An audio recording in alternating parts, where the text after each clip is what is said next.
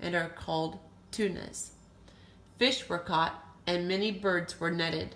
So hard did the women work that we really fared better than before when the hunting was done by the men. Life in the village should have been peaceful, but it was not. The men said that the women had taken the tasks that rightfully were theirs, and now that they had become hunters, the men looked down upon them. There was much trouble over this until Kimki decreed that the work would again be divided. Henceforth the men would hunt and the women harvest. Since there was already ample food to last through the winter, it no longer mattered who hunted. But this was not the real reason why autumn and winter were unpeaceful in Galisat. Those who had died at Coral Cove were still with us.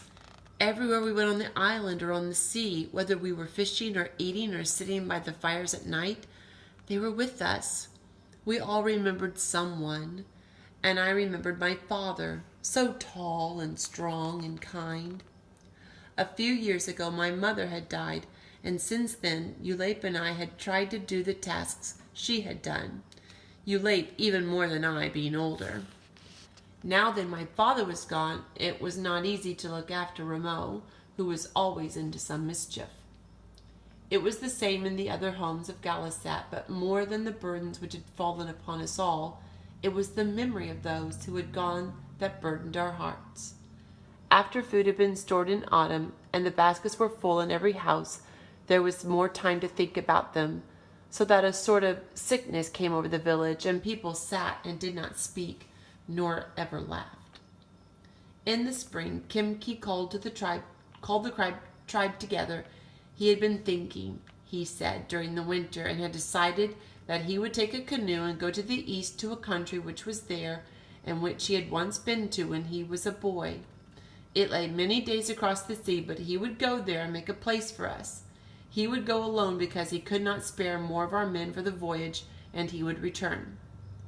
The day that Kimki left was fair. We all went to the cove and watched him launch the big canoe.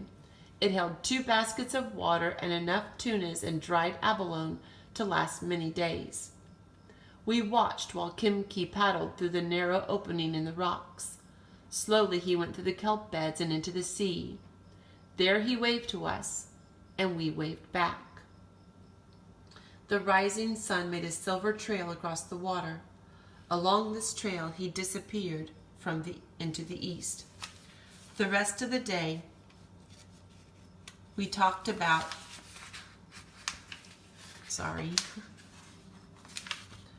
the journey.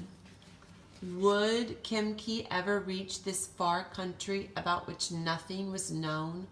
Would he come back before the winter was over? Or never?